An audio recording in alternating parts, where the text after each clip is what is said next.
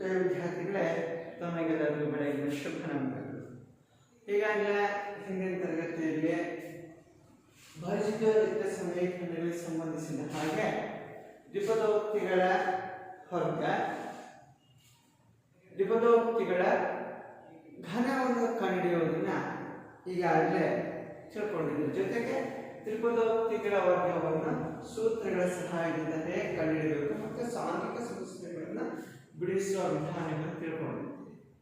ಹಾಗಿದ್ದಾಗ ದ್ವಿಪದೋಕ್ತಿಯ ಪೂರ್ಣ ಘನವನ್ನು ಪ್ರತಿನಿಧಿಸುವ ಭಾಜಿಕ ರಿಕ್ತ ಸಮೀಕರಣಗಳು ಯಾವುವು ಅಂದಾಗ ಹೇಳ್ತದೆ a plus b whole cube equals a cube plus b cube plus 3ab into a plus b. ಅದೇ ತರನಾಗಿ a minus b whole cube equals a cube minus b cube minus 3ab into a minus b ಹೇಳ್ತೇವೆ. ಹಾಗಾಗ ಆ ಎರಡು ಸೂತ್ರಗಳ ಆಧರಿಸಿ ಪುನಃ ಮತ್ತೆರಡು ಸಮೀಕರಣಗಳನ್ನು ನಾವು ಸಾಧಿಸಬಹುದಾಗಿದೆ. ಈಗ ನನ್ನ ಪ್ರಶ್ನೆ ಈ ರೀತಿ ಇದೆ: a cube plus b cube equals a plus b into a square minus ab plus b square ಎಂದು ಸಾಧಿಸಿ ಎನ್ನುವ ಪ್ರಶ್ನೆ ಈ ರೀತಿ ಇದ್ದಾಗ ನೀವು ಈ ಪ್ರಶ್ನೆ ಹೇಗೆ ಸಾಧನೆ ಮಾಡ್ತೀರಿ?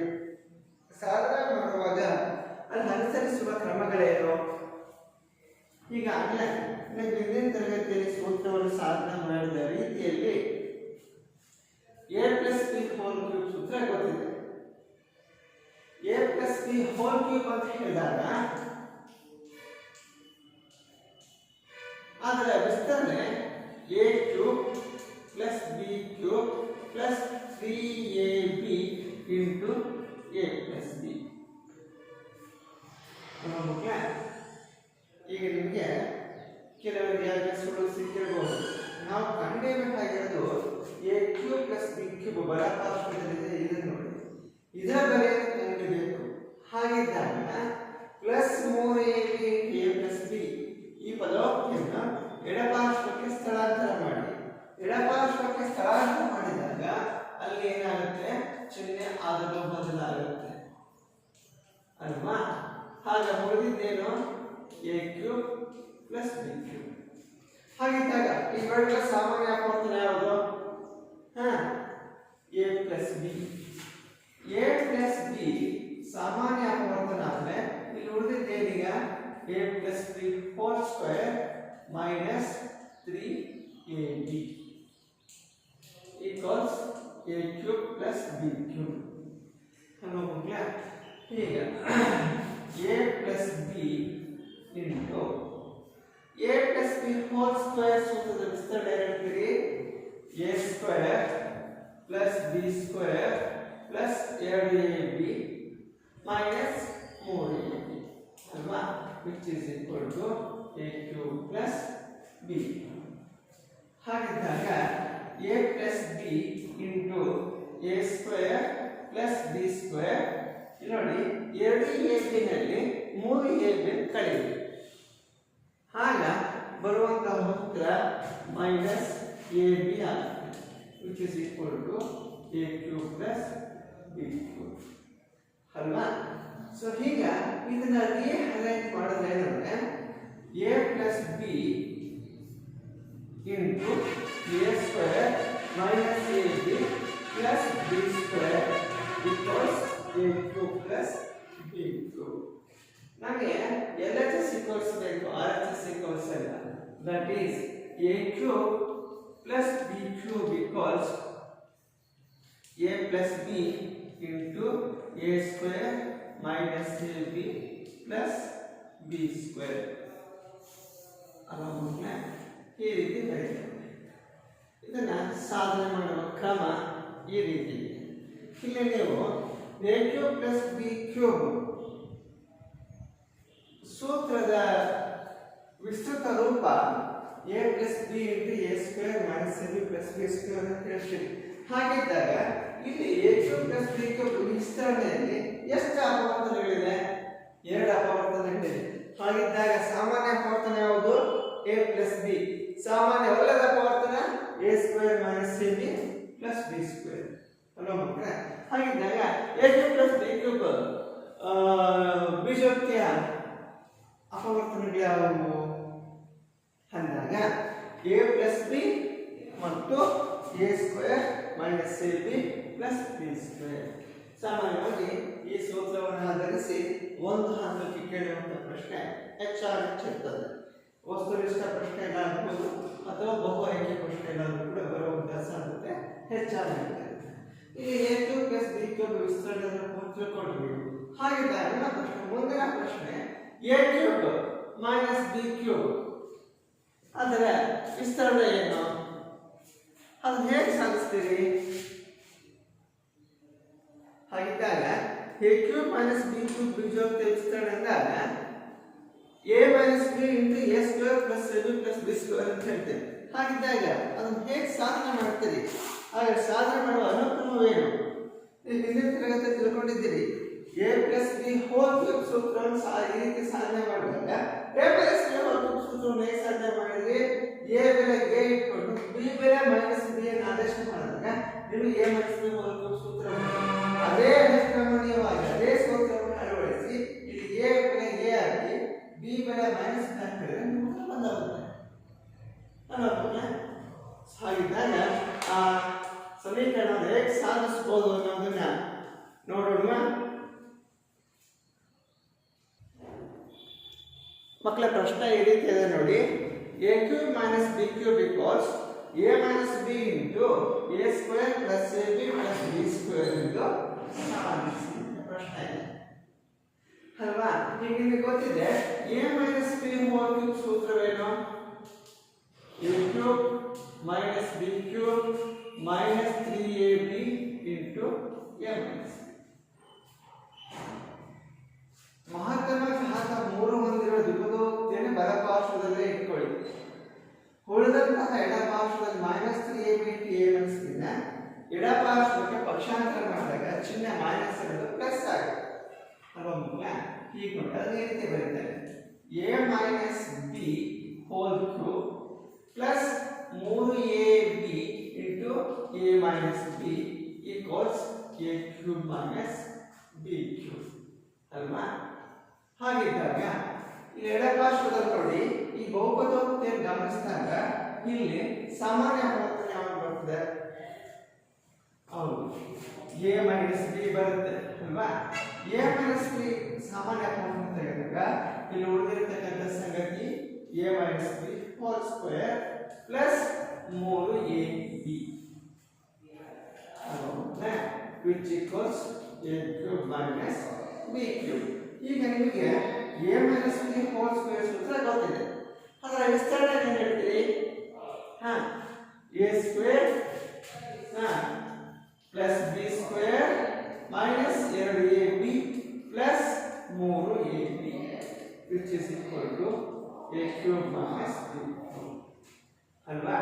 So a minus b into a square plus b square ನೋಡಿ ಮೈನಸ್ 2ab ನಲ್ಲಿ ಪ್ಲಸ್ 3ab ಅನ್ನು ಕಳಿತೀವಿ. ಹಾಗೆ ಬರುವಂತಹ ಉತ್ತರ ಏನಾಗುತ್ತೆ? ಹೌದು, ಮೈನಸ್ ab ಇಲ್ಲ ಪ್ಲಸ್ ab ಗೆ ಉತ್ತರ ಸರಿಯಾದ ಉತ್ತರ. ಯಾಕೆ? ದೊಡ್ಡ ಸಂಖ್ಯೆ ಚಿಹ್ನೆ ಪ್ಲಸ್ ಇದೆ. ಹಲೋ ಮಕ್ಕಳೇ ನೋಡಿ a minus b into a square plus b square plus ab.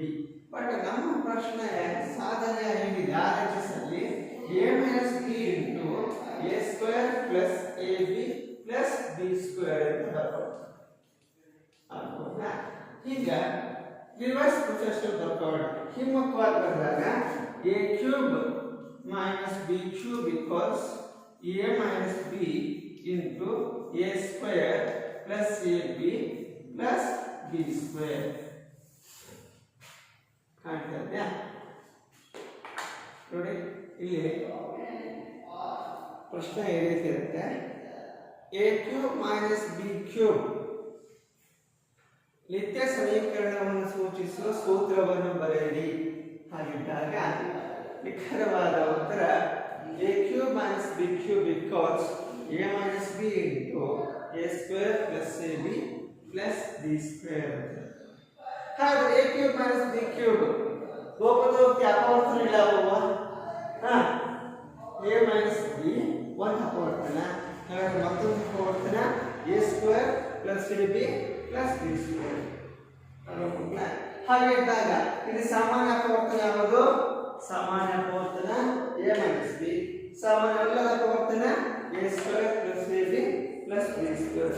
ಹಾಗಾದ್ರೆ ಅಪವರ್ತನಗಳ ಒಟ್ಟು ಸಂಖ್ಯೆ 2. ಹಾಗೆ ಬಂದ ಮಕ್ಕಳೇ, ಹಾಗಿದ್ದಾಗ ನಾವು ಕಳೆದ ತರಗತಿಯಲ್ಲಿ ಸಾಧನೆ ಮಾಡಬೇಕಾದ ಸರಳವಾದ ಉದಾಹರಣೆ ಹೇಳಿದ್ವಿ. a cube minus b cube equals a minus b a square plus ab plus b square ಎಂದು ಸಾಧಿಸಲು ಹೇಳಿದ್ವಿ. ನೀವು ಉದಾಹರಣೆಯಲ್ಲಿ a minus ಗೆ whole cube a plus ಗೆ whole cube ಸೂತ್ರ ಬರ್ತದೆ. ಅಲ್ಲಿ a ಬೆಲೆ a ಇಟ್ಕೊಳ್ಳಿ, b ಬೆಲೆ minus b ಮಾಡಿ, ಒಂದೇ ಹಂತದಲ್ಲಿ ನಿಮಗೆ ಸೂತ್ರ ಬಂದಿರುತ್ತೆ. ಆ ರೀತಿ ಸೇರಿಸಿ ಕೂಡ ಮಾಡ್ತಾರೆ. ಹಾಗಿದ್ದಾಗ ಈ ಎರಡು ನಿತ್ಯ ಸಮೀಕರಣವನ್ನು ಬಳಸಿ ಒಂದಿಷ್ಟು ಸಮಸ್ಯೆಗಳನ್ನು ಬಿಡಿಸೋಣ. ಈಗಾಗಲೇ ಹಿಂದಿನ ತರಗತಿಯಲ್ಲಿ ನಾವು ಹೇಳಿದ್ದೇವೆ ಪೂರ್ಣ ಘನ ಸಂಖ್ಯೆಗಳ ಮತ್ತು ಅವುಗಳ ಘನಮೂಲಗಳನ್ನು ಈಗಾಗಲೇ ಹೇಳಿದ್ದಾರೆ. ನೆನಪಿದೆಯಲ್ಲ? ಆ ಘನ ಸಂಖ್ಯೆ ಮತ್ತು ಘನಮೂಲಗಳನ್ನು ಆಧರಿಸಿ ಇವತ್ತಿನ ದಿವಸ ಈ ಸಮಸ್ಯೆಗಳನ್ನ ಬಿಡಿಸಲಿಕ್ಕೆ ಸಾಧ್ಯ.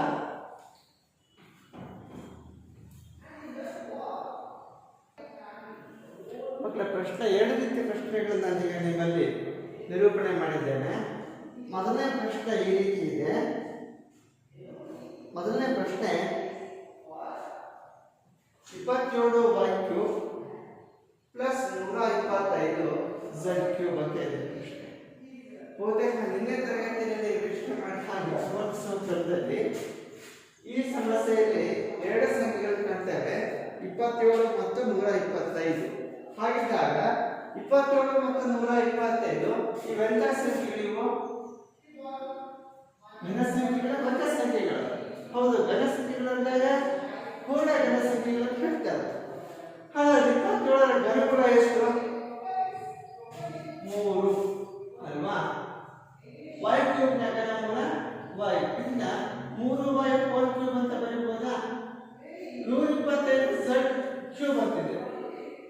ಹಾಗಿದ್ದಾಗ 125 ವರ್ಗಮೂಲ 5, z³ ನ ವರ್ಗಮೂಲ z. ಇದನ್ನ 5z³ ಅಂತ ಬರೀಬಹುದಾ?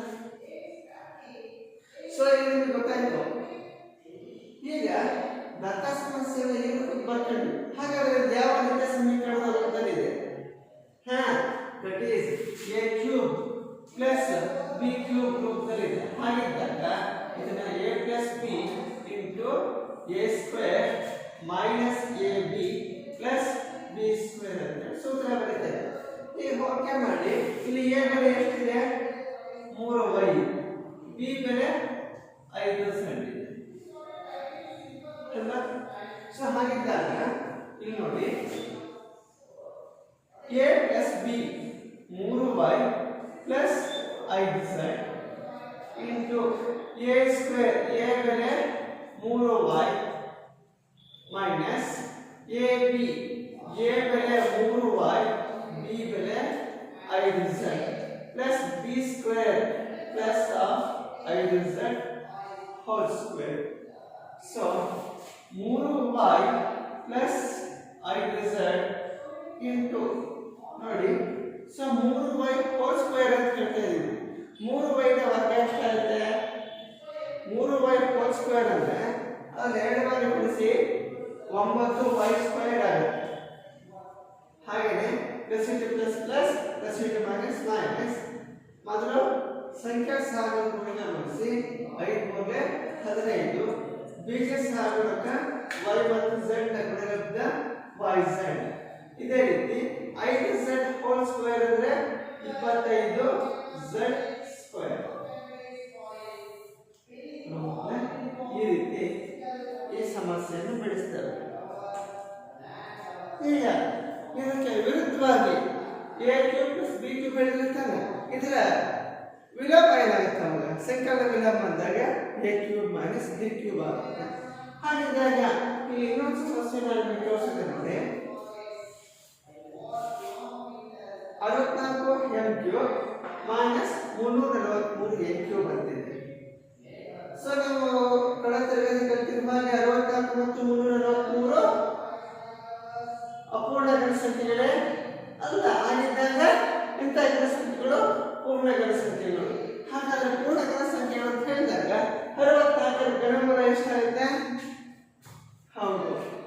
4 m 64ರ ಘನಮೂಲ 4 m ಕ್ಯೂಬ್ ನ ಘನಮೂಲ 4 m ಆಗುತ್ತೆ. ಇದನ್ನ 4m ಹೋಲ್ ಕ್ಯೂಬ್ ಅಂತ ಬರುತ್ತೆ. ಅದೇ ತರ 343 m ಕ್ಯೂಬ್ ಅಂತ ಹೇಳ್ತೇವೆ. 343ರ ಘನಮೂಲ ಹೌದು 7 n ಕ್ಯೂಬ್ ನ ಘನಮೂಲ n, that is 7n whole cube ಅಲ್ವಾ. So a cube minus b cube ನ ಸೂತ್ರ a minus b into a square plus ab plus b square ಅಲ್ವಾ ಮಕ್ಕಳೇ.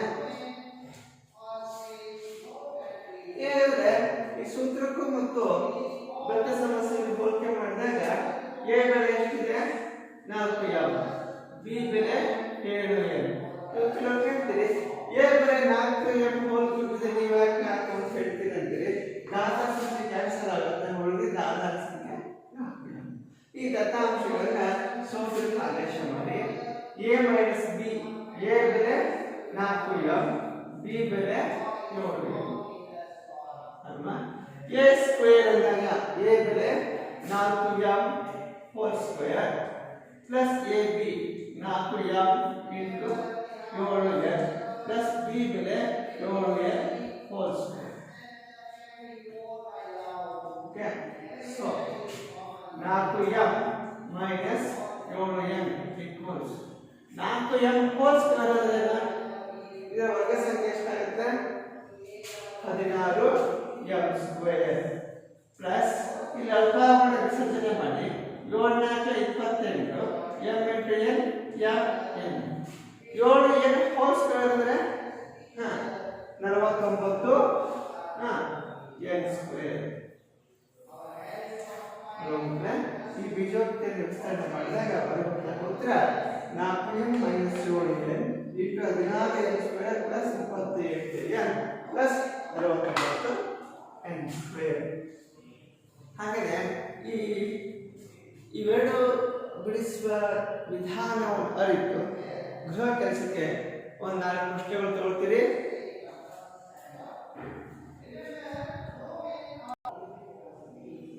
ಗೃಹ ಕೆಲಸಕ್ಕೆ ಪ್ರಶ್ನೆಗಳು ತಗೊಳ್ಳಿ.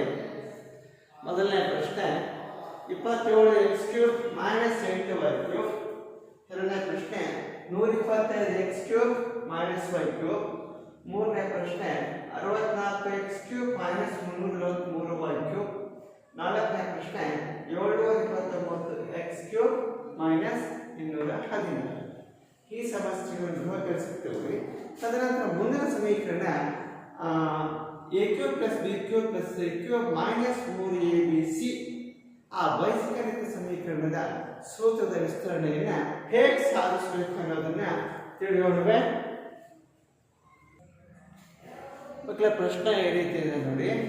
a cube plus b cube plus c cube minus 3abc equals a plus b plus c into a square plus b square plus c square minus ab minus bc minus c into ಸಾಧಿಸಿ. ಪ್ರಶ್ನೆ ಈ ರೀತಿ ಇದೆ. ಹಾಗಿದ್ದಾಗ ನೀವು ಯಾವತ್ತೂ ಕೂಡ ಸಮಸ್ಯೆಯನ್ನು ಸಾಧಿಸಬೇಕಾದ್ರೆ LHS ಅನ್ನು ಪರಿಗಣಿಸಿ RHS ಅನ್ನು ಸಾಧನೆ ಮಾಡ್ತೇನೆ ಅಲ್ವಾ. ಇವತ್ತಿನ ದಿನ ರಿವರ್ಸ್ ಪ್ರೊಸೆಸ್ ಅಲ್ಲಿ ಹೋಗೋಣ. RHS ಏನಿದೆ ನೋಡಿ, a plus b plus c into a square plus b square plus c square minus ab minus bc minus c ಅಲ್ವಾ. ಮಕ್ಕಳೇ ನೋಡಿ, ಸಾಮಾನ್ಯವಾಗಿ ಸ್ವಲ್ಪ ಲೆಂತಿ ಪ್ರೊಸೆಸ್ ಬರೋದ್ರಿಂದ ಈ ರೀತಿ ತಗೊಳ್ಳೋಣ. ಇಲ್ಲಿ ಇರುವಂತಹ ಬಹುಪದೋಕ್ತಿಯನ್ನು ಸಾಮಾನ್ಯ ಅಪವರ್ತನ a plus b plus c ಇಂದ ಪ್ರತಿ ಚರಾಕ್ಷರದಿಂದನೂ ಕೂಡ ಗುಣಿಸಬೇಕಲ್ಲ. a ಇಂದ a square plus b square plus c square minus ab minus bc minus c. ಅದೇ ತರ ಪ್ಲಸ್ b ಇಂದ a square plus b square plus c square minus ab minus bc minus c ಅದೇ ತರ C ನಿಂದ a square plus b square plus C square minus a B minus B c minus ಹೀಗೆ ನೋಡಿ ಏಕಪದದಿಂದ ಬಹುಪದವನ್ನು ಗುಣಾಕಾರ ಮಾಡ್ತಾರೆ a square into a cube a into b square a b square plus a into c square a into c square ಈಗ ನೋಡಿ minus a square b minus a b c minus c into a square ಸರಿನಾ ಕಾಣ್ತಾ ಇದೆಯಪ್ಪ ನೋಡಿ minus a square b minus a b c minus c into a square again plus b into ಗುಣಿಸಿ b into a square plus b cube plus b into c square minus A into b square minus b square c minus abc plus c into a square plus c square into c cube minus c into ab minus abc minus b into c square minus c square a ಮಕ್ಕಳೇ ಇಲ್ಲಿ ಮಹತ್ತಮ ಘಾತ 3 ಇದೆಯಲ್ಲ a cube b cube c cube ಕಾಣ್ತಾ ಇದೆಯಾ ನಾನು mark ಮಾಡಿರೋದು ಅವುಗಳನ್ನ ಮೊದಲು ಬರ್ಕೊಳ್ಳೋಣ a cube plus b cube plus c cube ಉಳಿದಂತೆ ಮತ್ತೊಂದು ಸಜಾತಿ ಪದ ಇದೆ ಆ ಸಜಾತಿ ಪದ ಯಾವುದು minus a b c minus a b c minus a b C ಕಾಣ್ತಾ ಇದೆಯಲ್ಲ ಆ ಮೂರು ಸಜಾತಿ ಪದಗಳನ್ನು ಏಕಪದನ ಸಂಕಲನ ಮಾಡಿ ಹಾಗಾದ್ರೆ ಆ ಮೂರು ಪದಗಳ ಮೊತ್ತ ಏನಾಗುತ್ತೆ ಮೈನಸ್ 3 ಎ ಬಿ ಸಿ ಉಳಿದಂತಹ ಪದಗಳಿದೆಯಲ್ಲ a b square plus a b square minus a b square cancel ಆಯಿತು ಅದೇ ತರ a square b minus a square b plus a square b cancel ಆಯಿತು ಅದೇ ತರನಾಗಿ a ಇಂಟು ಸಿ ಸ್ಕ್ವೇರ್ ಸರಿನಾ a into c square ಇದೆ ನೋಡಿ ಅದೇ ತರ minus c into a square plus c into a square similarly b into c square minus b into c square ಎಲ್ಲದೂ ಕೂಡ ಕ್ಯಾನ್ಸಲ್ ಆಯ್ತು ಕೊನೆಗೆ ಆರ್ ಎಚ್ ಎಸ್ ಇಕ್ವಲ್ಸ್ ಅಂತ ಬರೆದಿದ್ದಿಲ್ಲ a cube plus b cube plus c cube minus 3abc ಅಂತ ಬರುತ್ತೆ ಇದು ಏನಿದೆ ಇದು R H S equals L H S ಆಯ್ತು ನನಗೆ ಬೇಕಾದೇನು L H S equals R H S ಆಗಬೇಕು ಅರ್ಥ ಆಗಿಲ್ಲ ಅಲ್ವಾ ಈಗ ಎಲ್ ಎಚ್ ಎಸ್ ಏನಿದೆ a cube plus b cube plus c cube minus 3abc equals a plus b plus c into a square plus b square plus c square minus ab minus bc minus ca ಇದು ಇದರ ಸೂತ್ರ a cube plus b cube plus c cube minus 3abc ಯ